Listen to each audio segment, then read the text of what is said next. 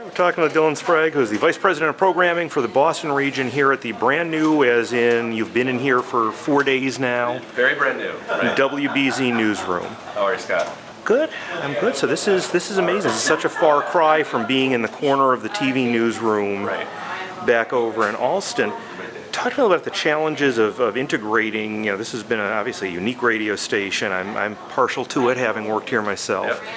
And now the challenges of bringing it in here where you already had 3 FM stations, you moved 2 more in as part of this, plus another AM. How do you make this all fit together? Well, luckily I don't. Our engineering team is nothing short of amazing.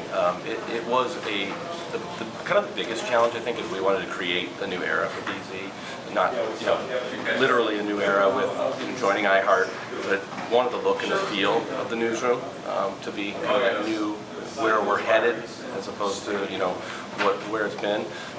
And so a lot of the technology is brand new. Wheatstone had to custom make those Surface Pros for us that control pretty much all the audio, at an editor, writer, reporter's desk. So that in itself was a chore that took months. But as you sit down and draw it out and try to think about all the different technology that you're going to have, it's a huge challenge that really, we took the entire resources of iHeart to kind of plot it out and figure, how are we going to do this? We took this guy in San Diego is doing a little bit of this thing, and this guy in New York is doing a little bit of this thing, and it kind of all came together really nicely. We're really proud, really happy. You're doing some neat stuff here. You have what had been longtime competitors back in my day, WBZ doing news, and then WRKO doing talk, and we can actually kind of show down the hall here, you're actually sharing a talk studio Nobody down can believe that. That's an interesting one. So Yeah. it flips. It's like the Meadowlands, right? Yeah.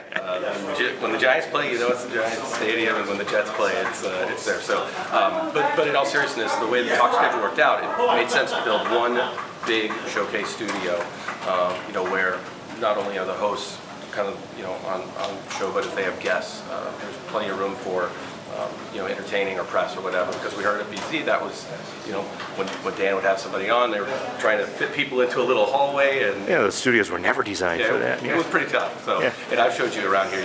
Kind of everything we built here is about video and social and digital. So we thought it would be best to build one big, great studio that rotates between the two stations, and it's worked out in the first 4 days really great. The transition sounds like it's gone pretty well. I was over at Soldiers Field watching them turn off the very last. In fact, there's Britt over there who had the honor of being the very last person to operate BZ from the old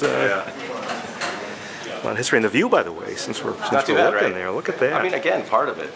This is who you're delivering news for. This is your community. This is your city. So I think that's all part of the feel of this newsroom and the new era for this radio station.